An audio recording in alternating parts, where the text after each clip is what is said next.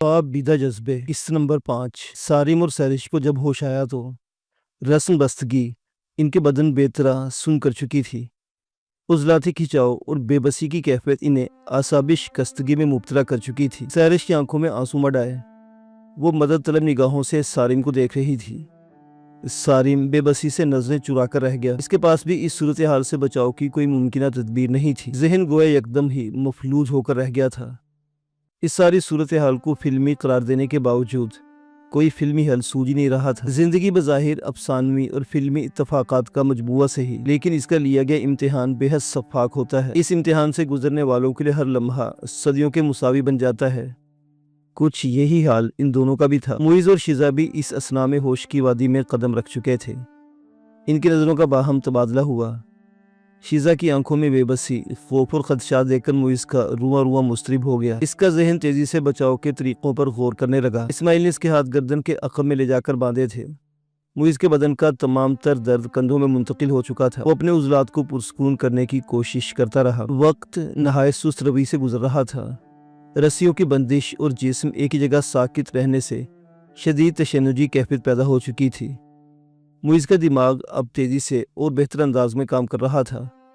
وہ اپنے جسم کو مسلسل مخصوص انداز میں جنبش دے رہا تھا۔ شیزہ حیرانی سے اس کی حرکات دیکھنے لگی۔ اس نے چند ایک بار اسی کے انداز میں اپنے جسم کو جنبش دینے کی کوشش کی، لیکن عضلاتی تکلیف میں اضافے سے کرہ کر ساکت ہو گئی۔ اور اس کی یہ کوشش کتنی ہی دیر جاری رہی۔ اس کا تنفس غیر متوازن ہو چکا تھا، تاہم اس نے لمحہ بھر کے لیے اپنی جنبش نہیں روکی تھی۔ ایک طویل کشمکش کے بعد وہ اپنے ہاتھ گردن کے آگے لانے میں کامیاب ہو گیا۔ اب اگلا مرحلہ دانتوں سے رسیوں کی بندش کھولنا تھا۔ معیز نے اپنی ہمت مجتمع کی اور اس مشکل سے بھی نمٹ ہی لیا۔ ہاتھ آزاد ہوتے ہی اس نے پاؤں کی رسیاں اور منہ میں ٹھونسا گیا کپڑا نکالا اور فرش پر لیٹ کر گہرے سانس لینے لگا۔ اس کا بدن تھکاوٹ سے چور ہو چکا تھا۔ چند لمحوں بعد اس نے شیزہ کو بھی ان بندشوں سے آزاد کر دیا۔ یہ سب کیسے کیا آپ نے؟ میں تو مایوس ہو چکی تھی۔ شیزہ نے گہرے سانس لیتے ہوئے دریافت کیا۔ اپنے عروج کے وقت سیلف ڈیفینس کی ٹریننگ لی تھی۔ اس وقت وہاں قانون نافذ کرنے والے اداروں میں میرے کئی کرم فرما تھے، ان میں سے ایک کا انٹرویو کیا تھا۔ اچھا دوست بن گیا تھا وہ میرا۔ اس کے مشورے اور اسی کے زیر نگرانی 3 ماہ کی ٹریننگ لی تھی میں نے۔ یہ اس وقت کام نہیں آئی، البتہ آج فائدہ ہو گیا کچھ۔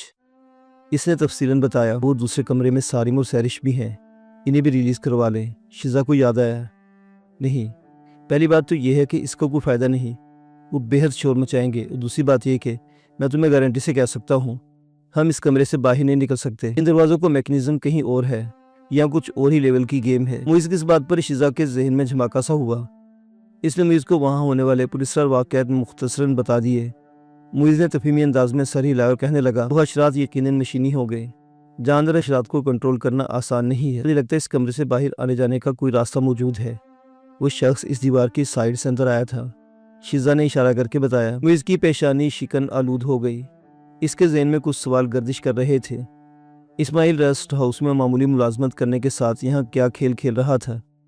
اس قدیم کاٹیج میں کون سی مجرمانہ سرگرمیاں رچائی جا رہی تھی؟ شیزہ کے سامنے خفیہ راستہ استعمال کرنے کا مطلب یہی تھا کہ وہ انہیں جان سے مار دینے کا منصوبہ بنا چکا ہے۔ ریسٹ ہاؤس میں جا کر ان کے غیاب کا عذر بنانا بھی یقیناً اسی منصوبے کا حصہ تھا۔ معیز کے پاس اب وقت ضائع کرنے کی کوئی گنجائش نہیں تھی۔ وہ صورت سے اٹھا اور شیزہ کی بتائی گئی دیوار کو باریک بینی سے ٹٹولنے لگا۔ کاٹیج کی ساخت اور تعمیری انداز سے اتنا تو اندازہ ہو گیا تھا کہ وہ نو تعمیر شدہ ہرگز نہیں۔ یہ خفیہ راستے یقیناً کئی برسوں قبل ہی بنائے گئے تھے، بعض ازاں چند ایک میکنزم کا اضافہ کر لیا گیا ہوگا۔ انہی خیالات میں غلطہ معیز کو ایک کھوکھلی اینٹ کا اندازہ ہوا۔ اس لمحہ اسے اپنے خفیہ ادارے کا ایک اہلکار دوست شدت سے یاد آیا تھا۔ اس کی دی گئی تربیت اور فراہم کردہ آف دی ریکارڈ معلومات معیز کی زندگی کی کس موڑ پر مفید ثابت ہو رہی تھی۔ معیز نے اس اینٹ کو مخصوص انداز میں دبا دیا۔ کچھ ہی لمحوں بعد دیوار میں ایک شگاف پیدا ہو چکا تھا۔ معیز فوراً اندر داخل ہو گیا۔ شیزہ بھی اس کے عقب میں ہو لی۔ 10-12 قدم چلنے کے بعد اسے زیریں سمت سیڑھیاں اترتی دکھائی دی۔ وہ بلا دھڑک نیچے اتر گیا۔ اس کی حسیات کسی زبردست کرائم سٹوری کی بو سونگھ چکی تھی۔ درجن بھر سیڑھیاں اترنے کے بعد وہ ایک اور دیوار کے سامنے موجود تھے۔ معیز نے موبائل ٹارچ کی روشنی میں اس دیوار کا بھی سابقہ انداز میں ہی جائزہ لے کر اینٹ تلاش کرنی چاہیے، اور یکدم ٹھٹک گیا۔ کیا ہوا؟ شیزہ سے اس کی تشویش پوشیدہ نہ رہ سکی۔ میری تلاشی لی تھی اس نے دریافت کیا۔ او ہاں، میں بتانا ہی بھول گئی، اس نے آپ کے لباس سے ایک پسٹل اور چاقو برآمد کیا تھا۔ شیزہ نے شفقت سے بتایا، ان کی خیر تھی، لیکن میرا باقی سامان بہت ضروری تھا۔ موئز نے گہری سانس لی اور اس نیم تاریکی میں ہی اپنا کام شروع کر دیا۔ کامیابی حیران کن طور پر اس بار بھی اس کا مقدر ٹھہری۔ کچھ دیر بعد وہ ایک زیر زمین کمرے میں موجود تھے۔ موئز وقت ضائع کیے بغیر کمرے کی سیٹ اپ کی جانب متوجہ ہو گیا۔ اس چھوٹے سے علاقے میں ایسے سیٹ اپ کی موجودگی حیران کن تھی۔ ناقابل تشویش بہرحال اس لیے نہ تھی کہ وہ بطور صحافی ایسے معاملات کو کافی گہرائی سے جانتا تھا۔ میرے سگریٹ کیس کی USB اور پین کیمرہ اس وقت پاس ہوتا تو معاملات اور طرح ہینڈل کر سکتا تھا۔ اب اس لیپ ٹاپ سسٹم میں کیا جن چھپا ہے میں نہیں جانتا، لیکن جان کر ہی دم لوں گا۔ موئز مضطرب ہوا۔ لیکن کیسے کریں گے آپ یہ سب؟ وہ خبیث کسی وقت بھی آتا ہی ہوگا۔ شیزا نے وقت کا اندازہ کرتے ہوئے کہا، میں جو کہہ رہا ہوں اسے دھیان سے سنو، وہ ذہن نشین کر لو۔ موئز نے سنجیدگی سے اسے چند ہدایات دی۔ نہیں، میں یہ سب نہیں کر سکتی، پلیز مجھ سے نہیں ہوگا۔ وہ وہاں سے ہو گئی۔ تمہیں یہ کرنا ہوگا مائی ڈیئر، کیونکہ تم ہی سب کے کر سکتی ہو۔ موئز نے ایک دم گمبھیر سے لہجے میں کہا۔ شیزا کو اس کے لیجر آنکھوں کی حدت پل بھر میں ہی محسوس ہو گئی۔ دل کی خلش اور روح کی بار میں مزید اضافہ ہو گیا۔ اوکے آئی ایم ریڈی، وہ بوجھل سے انداز میں بولی۔ موئز کی آنکھوں میں بھی ایک افسردگی در آئی تھی۔ اس نے بے اختیار دل میں امڑ آنے والی ایک خواہش پر عمل کر دیا۔ اسماعیل ریسٹ ہاؤس میں داخل ہوا تو اس کے چہرے پر شدید نقاہت اور بشرے پر پسماردگی طاری تھی۔ وہ دانیال کا مطلوبہ ایندھن لے آیا تھا۔ سوری سر، کل بس میں بخار کی وجہ سے نہیں آ سکا، آپ کے ریفیول کی ٹینشن کی وجہ سے آ جایا ہوں۔ اگر کوئی کام نہ ہوتا تو میں واپس چلا جاؤں، اس نے اپنے ہونٹوں پر زبان پھیرتے ہوئے کہا۔ ٹھیک ہے، چلے جانا۔ دانیال نے ہمدردی سے دیکھا اور ایک توقع سے کہنے لگا، میں تمہیں کئی بار کہہ چکا ہوں کہ شادی کر لو، کب تک اکیلے رہو گے؟ اپنی بیوی اور بیٹے کے اس روڈ ایکسیڈنٹ سے آج تک میں اس صدمے سے باہر نہیں نکل سکا ہوں سر۔ اس نے آزردگی کی بھرپور اداکاری کی۔ ہمارا دکھ اپنی جگہ، لیکن مرنے والوں کے ساتھ مرا تو نہیں جاتا نا۔ تمہیں بہرحال اب شادی کر لینی چاہیے۔ دانیال کے اس پرخلوص مشورے پر اسماعیل نے اس بات میں سر ہلا دیا۔ اس نے ایمن آباد میں آمد اور قیام کے لیے اپنی فیملی کا دکھ بھلانے کا عذر تراشا ہوا تھا اور یہ کردار بخوبی ادا کر رہا تھا۔ مجھے آپ کو بتانا یاد نہیں رہا کہ آپ کے چاروں مہمان پہاڑی راستے سے دوسرے صوبے میں گئے ہیں۔ صبح ملے تھے مجھ سے چاروں ہی، اس نے سرسری سے انداز میں بتایا۔ لے کے کون گیا تھا انہیں وہاں؟ دانیال حیران ہوا۔ یقیناً یہ فیاض کے کام ہو گئے۔ سارے کی مشن خود ہی رکھنے کے لیے وہ اس طرح کی حرکتوں پر اتر آیا ہے، اس لیے تو کئی دن سے دکھائی نہیں دیا۔ دانیال کے اس انداز پر اسماعیل نے بمشکل اپنی مسکراہٹ ضبط کی اور سنجیدگی سے کہنے لگا، جی وہی تھا ان کے ساتھ، مل لے ذرا، مجھے یہ نمٹ لوں گا اس سے بھی میں۔ دانیال نے دانت پیسے۔ اوکے تو میں چلتا ہوں سر۔ اس نے نقاہت سے اجازت طلب کی اور اپنے چوبی مکان کی طرف بڑھ گیا۔ وہ دن کی روشنی تو درکنار رات میں بھی کاٹیج کو براہ راست رخ کرنے سے کتراتا تھا۔ کاٹیج پہنچنے کے بعد اس نے اپنے زیر زمین کمرے کا دروازہ کھولا ہی تھا کہ سامنے کا منظر دیکھ کر اس کا ذہن بھگ سے اڑ گیا۔ اپنا خیال رکھنا۔ موئز نے کسی بے عنوان جذبے کے تحت شیزا کو اپنی باہوں کے گھیرے میں لے لیا۔ بہت بڑا رسک لے رہے ہیں، اپنا خیال رکھے گا آپ بھی۔ شیزا کی آنکھوں میں آنسوں کی نمی چمکی۔ بلے بھائی بلے، شاوا بھائی شاوا، صدقے جاؤں تمہاری عشق مشوقیوں کے۔ کمرے میں گونجنے والی اس آواز نے دونوں کو ہی شدید اعصابی جھٹکا دیا۔ اسماعیل، اس طرح کی آمد ان کے لیے قطعی غیر متوقع تھی۔ غلطی سے مسٹیک ہوگی مجھ سے بھائی، بہت ہلکا لیا تھا میں نے تجھے۔ الفاظ کے برعکس اس کی آواز و لہجہ نہایت شفاف تھے۔ موئز کو اپنی ریڑھ کی ہڈی میں سنسناہٹ دوڑتی محسوس ہونے لگی۔ شیزا کی ٹانگیں بھی کپ کپانے لگی تھیں۔ اسماعیل نے پسٹل کی زد میں رکھا اور غرا کر کہنے لگا، چلو ہاتھ اوپر کرو اور آگے لگو دونوں۔ اگر کسی ایک نے بھی کوئی ہیرو پتنی دکھانے کی کوشش کی تو فائر کرنے میں ایک لمحہ نہیں لگاؤں گا۔ وہ اس نے گہری سانس لی اور سیڑھیوں کی جانب قدم بڑھا دیے۔ اسماعیل نے دانستہ طور پر اسے اگلی جانب جبکہ شیزا کو اپنی عقبی سمت رکھا تھا تاکہ موئز کی کسی بھی ہوشیاری کی صورت میں شیزا کو براہ راست نشانہ بنا سکے۔ آگے بڑھنے سے قبل وہ صورت سے ہاتھ بڑھا کر دروازوں کا میکنزم آف کر چکا تھا۔ بالائی کمرے میں پہنچتے اسماعیل نے موئز پر اپنی پسٹل تانی اور اس کی آنکھوں میں جھانک کر کہنے لگا، ہاتھ پاؤں باندھو اس لڑکی کے، تو میں پھر کہہ رہا ہوں کوئی ہیرو پتنی دکھانے کی ضرورت نہیں ہے۔ موئز نے خاموشی سے شیزا کے ہاتھ پاؤں باندھ دیے۔ اسماعیل نے موئز کو اسی طرح ہتھیار کی زد میں رکھتے ہوئے اس کے ہاتھ عقب میں موڑے اور مزید سختی سے رسن بستہ کر دیا۔ اگلے کچھ لمحوں میں دونوں پہلے کی طرح بے بسی سے زمین پر پڑے تھے۔ اب خاموشی سے یہاں بیٹھ کر باہر چلنے والی فلم کا تماشا دیکھو۔ او سوری، میرا مطلب ہے سنو، اس نے چٹخارا لے کر کہا۔ وہ دروازہ کھول کر باہر نکل گیا۔ موئز اور شیزا پرسوچ نگاہوں سے ایک دوسرے کی جانب دیکھ کر رہ گئے۔ حارم اور سہرش کی حالت نہایت دیگرگو ہو چکی تھی۔ منہ میں بندھے ایک کپڑے کے باعث وہ شدید گھٹن محسوس کر رہے تھے۔ ابتداً سارم نے اپنی رسیوں کو جھٹکے دیتے ہوئے خود کو آزاد کروانے کی کوشش کی تھی۔ دوسری جانب سہرش کا بھی یہی حال تھا۔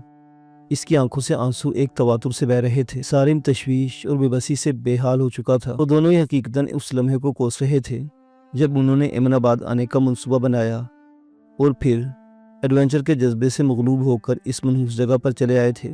لیکن اب کیا ہو سکتا تھا؟ وقت نہایت سست رفتاری سے بیت رہا تھا۔ اس دروازے پر ایک آہٹ سنائی دی۔ ان دونوں کو حسیات دروازے کی جانب مبذول ہو گئی۔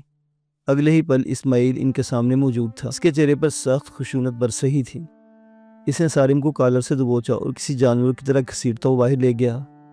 حال کمرے میں اب 3 کرسیاں موجود تھیں۔ اسماعیل نے سارم کو کرسی پر پٹخا اور کچھ دیر میں سیرش کو بھی اسی طرح گھسیٹتے دوسری کرسی پر لا بٹھایا۔ اس کے بعد دونوں کے منہ سے کپڑا نکالا اور خود اطمینان سے تیسری کرسی سنبھال لی۔ سیرش نے اپنا منہ آزاد ہوتے ہی اسماعیل پر مغلظات کی بوچھاڑ کر دی۔ سارم نے بھی اس گھن گرج میں بھرپور حصہ ڈالا۔ اسماعیل تیز سے اٹھا اور ان دونوں کے چہروں پر یکے بعد دیگرے کئی تھپڑ رسید کر دیے۔ اب ایک بھی لفظ منہ سے نکلا تو زبان گدی سے کھینچ لوں گا، اس نے تندی سے کہا۔ سیرش کے ہونٹوں سے لہو ایک لکیر کی صورت بہنے لگا۔ کون ہو تم اور کیا چاہتے ہو ہم سے؟ کیا بگاڑا ہے آخر ہم نے تمہارا؟ سارم نے چیخ کر کہا۔ ہاں، یہ کی نا تم نے ڈھنگ کی بات، اس بارے میں تم سے ڈسکشن ہو سکتی ہے۔ تمہارے سوالوں کے جواب یہ ہیں کہ میں ہوں، تم سے بہت کچھ چاہتا ہوں۔ اس نے ندیدگی سے سیرش کو دیکھا اور سلسلہ کلام جاری رکھتے ہوئے کہنے لگا، تم لوگوں نے کافی کچھ بگاڑا ہے میرا، اس کی سزا تو تمہیں بھگتنی ہوگی۔ اس کے الفاظ کے برعکس انداز و لب و لہجہ نہایت شفاف تھے۔ سارم اور سیرش کو اپنے بدن بے طرح سنسناتے محسوس ہونے لگے۔ اس بار بہت ہی ٹائٹ رسی باندھی باسٹرڈ نے، بندش کا انداز بھی مختلف ہے۔ معیز نے اپنی سابقہ کوششوں کا ایک بار پھر آغاز کیا اور کچھ دیر بعد ہلکان ہو کر کہنے لگا۔ اسی اثنا میں بیرونی سمجھ سے سیرش اور سارم کی مغلظات سنائی دینے لگی۔ کیا چاہتا ہے آخر ہم سے؟ شیزہ بھی زچ ہو گئی۔ یہ تو سامنے کی بات ہے، ہم اس کے ایک بنے بنا سیٹ اپ میں چلے آئے ہیں، اس کی سرگرمیاں کافی حد تک جان گئے ہیں، تو ہمیں زندہ کیسے جانے دے سکتا ہے؟ معیز نے صاحب گوئی سے کہا۔ اگر اپنا آپ ظاہر نہ کرتا یا وہ فلمی ہارر ٹائپ سین کریٹ نہ کرتا تو ہمیں اس کی موجودگی کا کیسے علم ہوتا؟ ہم جس طرح آئے تھے ویسے ہی چلے جاتے، ہمیں کیسے پتہ چل سکتا تھا کہ یہاں کوئی تہخانہ بھی ہے؟ شیزہ کی اس بات میں معیز کی پیشانی شکن آلود ہو گئی۔ ہاں، کیا تو ٹھیک رہی ہو۔ اگر گلزار نے ہمیں اس بارے میں کچھ بھی نہ بتایا ہوتا تو ایسے کاٹیج، مکانات یا درخت اور علاقے میں موجود ہوتے ہیں جن کے متعلق ایسی کہانیاں اور افواہیں جڑی ہوتی ہیں۔ معیز متفق ہوا۔ ہم یہاں آتے اور گھوم پھر کر بلکہ یوں ہی ٹکرے مار کر واپس چلے جاتے، پھر اس کا اپنی موجودگی ظاہر کرنے کا واقعی کیا مقصد ہو سکتا ہے؟ وہ اس وقت شدید الجھن میں دکھائی دے رہے تھے اور یہ الجھن چند لمحوں بعد دور ہو کر شدید وحشت و اضطراب میں ڈھل گئی۔ بہت بہادر ہونا تم دونوں، بنا سوچے سمجھے یہاں تک چلے آئے، کسی بھوت پریت سے نہیں ڈر لگتا تمہیں، ہے نا؟ تو مجھے تمہاری تھوڑی سی بہادری اور دیکھنی ہے۔ اسماعیل نے محظوظ ہو کر ان دونوں کو مخاطب کیا۔ کیا چاہتے ہو تم؟ سارم چٹخا۔ اس کے جواب میں اسماعیل نے وہی مطالبہ دہرایا جو وہ اس سے قبل فیاض سے بھی کر چکا تھا۔ سارم نے بھی اس طرح ابتدائی مطالبہ تسلیم کر لیے۔ اس کے بعد وہ شدت سے سر پٹک کر کہنے لگا، نہیں، میں ایسا نہیں کر سکتا، بالکل نہیں۔ سارم، تم اس کی کوئی بات نہیں مانو گے، سنا تم نے؟ سیرش چلائی اور اسماعیل کی جانب تھوک دیا۔ اسماعیل کا چہرہ اہانت سے سرخ ہو گیا۔ وحشیانہ انداز میں کرسی سے اٹھا اور وہاں موجود بھٹی جلا کر سارم کو اس کے بالکل قریب بٹھا دیا۔ تمہیں میری بات ماننا ہوگی ورنہ یہیں زندہ جل کر مرے گا تو۔ اس نے سارم کے بال مٹھی میں جکڑ کر کہا۔ نہیں، مجھ سے سب نہیں ہوگا، بالکل نہیں ہوگا، سارم ہانپتے ہوئے بولا۔ تو پھر ہر لمحہ موت کا مزہ چکھنے کے لیے تیار ہو جا۔ اس نے سارم کے چہرے پر گھونسا رسید کیا اور وحشیانہ انداز میں سیرش کی جانب بڑھ کر اسے بھی پل بھر میں برہنہ کر دیا۔ سیرش کی چیخ و پکار دل دہلا رہی تھی۔ اسماعیل نے سربریت کے ایک نئے کھیل کا آغاز کر دیا۔ معیز اور شیزہ کسی سنگی مجسمے کی طرح بیٹھے اس وحشیانہ کھیل کی کمنٹری سن رہے تھے۔ انہیں اپنی سماعت پر یقین نہیں آ رہا تھا۔ تو یہ تھا اس کا اصل کھیل؟ شیزہ کی آواز سرسراہٹ سے مشابہ تھی۔ یہی ہو سکتا تھا، مجھے پہلے ہی سمجھ کیوں نہیں آئی؟ معیز نے تعصب سے سر جھٹکا۔ سیرش کی آواز اب التجاؤ میں ڈھل گئی تھی۔ سارم کی زبان سے لگاتار مغلظات برآمد ہو رہی تھی۔ میری شرط مان جاؤ، اب بھی وقت ہے۔ کچھ لمحوں بعد اسماعیل کی سرشار اور فاتحانہ آواز سنائی دی۔ معیز کے لیے سمجھنا دشوار نہ تھا کہ وہ سیرش کی آبرو پامال کر چکا ہے۔ چند لمحے بودل خاموشی میں بیت گئے۔ اس کے بعد سارم کی ایک بلند اور کربناک آواز سنائی دی۔ اسے کیا ہوا؟ شیزہ خوفزدہ ہو گئی۔ معیز کے کچھ کہنے سے پہلے ہی اسماعیل کی جانب سے مغلظات سنائی دی اور پھر 2 لگاتار فائرز نے ماحول پر شدید ارتعاش برپا کر دیا۔ شیزہ کے وجود پر لرزہ طاری ہو گیا۔ معیز کے اعصاب کو بھی ایک جھٹکا لگا، تاہم اس نے بڑی تیزی سے خود کو پرسکون کیا اور گہری سانس لیتے ہوئے شیزہ سے کہنے لگا، تو سنبھالو شیزہ، اگلا ٹارگٹ ہم دونوں ہیں، تمہیں یاد ہے نا میں نے تمہیں کیا سمجھایا تھا؟ معیز کے اس استفسار پر شیزہ نے بدقت اسبات میں سر ہلایا۔ ریلیکس ہو جاؤ، मुइज़ ने मुलायमत से दोबारा दिलासा दिया। शीज़ा अपने वजूद की लर्जिश पर काबू पाने की कोशिश करने लगी। इसी लम्हा दरवाज़ा धाड़ की आवाज़ से खुला। इस खेल का खौफनाक मरहला आन पहुंचा था। इस्माइल सारिम और सैरिश को मौत के घाट उतार कर भी अपने तैश पर काबू पाने में नाकाम था। इसे पूरा यकीन था कि वो दोनों इसके लिए आसान हदफ साबित होंगे और वो इसके मुतालबात बआसानी पूरा कर देंगे, लेकिन आखिरी लम्हात में सारिम ने बाजी पलट दी थी। इसकी गैर मुतवक्को हरकत ने ही इस्माइल का दिमाग उल्टाया था। सारिम की वो हरकत देखकर सैरिश ने भी एक बार फिर इस पर थूक दिया था।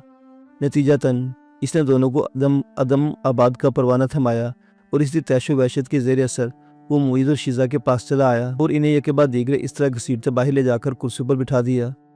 मुइज़ अपने असाब को पुरस्कुन रखने की कोशिश करने लगा। आज थोड़ा सा वक्त और मिल गया होता, एक कम वक्त चंद मिनट लेट हो जाता तो अपने प्लान पर अमल कर लेता। वो किसी सोच के तहत झुंझुलाया। इसने शीज़ा से बाहमी तौर पर यह मंसूबा बनाया था कि वो इसे पहले की तरह कमरे में बांध देगा और इस्माइल के आने पर इसे यही तासुर देगा कि मुइज़ ने खुद को किस तरह आज़ाद करवा के इससे इस्माइल की आमदोरफ्त का अहवाल मालूम किया और तहखाने का रास्ता तलाश करके कुछ देर पहले ही नीचे पहुंचा है। इस दौरान मुइज़ ज़ेरे ज़मीन कमरे में इसे छापने के लिए बिल्कुल तैयार रहेगा, लेकिन ए बसाए आरज़ू के खाकशुदा इस्माइल की गैर मुतवक्को आमद और जाए आमद ने इन दोनों के मंसूबे को अधूरी मौत बख्श दी थी। इस्माइल इनके सामने नशिस्त संभाली और एक बार फिर वही खेल खेलने के लिए तैयार हो गया। मुइज़ का तख़य्युल कुछ लम्हे कब्ल होने वाले इस खूनी खेल की झलक भी मुसावी तौर पर मुनक्किस करने लगा। वो पर्दा तसव्वुर पर सारिम और सैरिश को यहाँ बैठे देख रहा था। कौन हो तुम, क्या चाहते हो? इसने सारिम के ही अंदाज में सवाल किया। मैं हूँ, मैं तुम दोनों की बहादुरी देखना चाहता हूँ। इस्माइल ने भी किसी हद तक अपने अंदाज में ही जवाब दिया। बहुत बहादुर हो ना तुम, अकेले इस असेबी जगह की चेकिंग करने चले आए। अब थोड़ी सी बहादुरी और दिखा दो तो तुम्हें माने। वह तवक्कुओं के बाद इत्मीनान से गोया हुआ। मुइज़ का वजूद सनसना कर रह गया। यकीनी तौर पर सारिम ने ऐसी ही कैफियत महसूस की होंगी। कहो मैं अव्वल नंबर का हरामी हूँ, इस्माइल ने पहला मुतालिबा किया। हाँ वो तो तुम हो, अव्वल नंबर से भी पहला कोई नंबर होगा तो उस दर्जे के हरामी हो तुम, मुइज़ ने भरपूर इत्मीनान से जवाब दिया। ज़हन की किवाड़ों पर सारिम की बेबस आवाज़ ने दस्तक दी थी जब इसने इस्माइल का ये मुतालबा तस्लीम करते हुए खुद को इस दर्जे पर फाइज कर दिया था। इस्माइल बेकाबू होकर उठा और उसके मुंह पर घोंसा जड़ दिया। दर्द की एक तेज लहर उठी और इसे हकीकी मायनों में सारिम की हिम्मत का एहसास हुआ। हो तुम एक बहुत बड़े हरामी हो। कह तो रहा हूँ तुम एक बहुत बड़े हरामी हो, मुइज़ ने मज़ीद पुरस्कून लहजे में जवाब दिया। इस्माइल का तैश सवातर हो गया। इसने मुइज़ को बालों से जकड़ा खींचते तो भट्टी के पास ले जाकर बिठा दिया। आग की तपिश फिल वक्त एक हिद्दत फराहम करने लगी थी, ताहम मुइज़ जानता था कि कुछ लम्हों बाद यह हरारत पहले नाकाबिल बर्दाश्त हिद्दत पैदा करेगी और फिर इसकी जिल्द को जलाते हुए चर्बी और हड्डियों को पिघलाना शुरू कर देगी। बोल मुइज़ अली एक लानती इंसान है। इस्माइल ने अगला मुतालबा दोहराया। हाँ मुइज़ अली वाकई एक लानती इंसान है, इसने बोझल सांस खारिज करते हुए कहा। इसे अपने माजी करीबो बईद के तमाम तर सियाह कारनामे मुकम्मल तौर पर याद आ गए थे। बोल मेरे बाप बाप ने मुझे पैदा करके बहुत बड़ी गलती कर दी, इस्माइल ने कहा। इसमें क्या शक है, तेरे माँ बाप ने गलती नहीं दर्जे के बोझ में इजाफा ही किया है। मुइज़ ने इत्मीनान से एक और चोट की। इस्माइल का तैश फजूतर हो गया। इसने मुइज़ को कई ठोकरें रसीद की और जुनूनी अंदाज में बोला।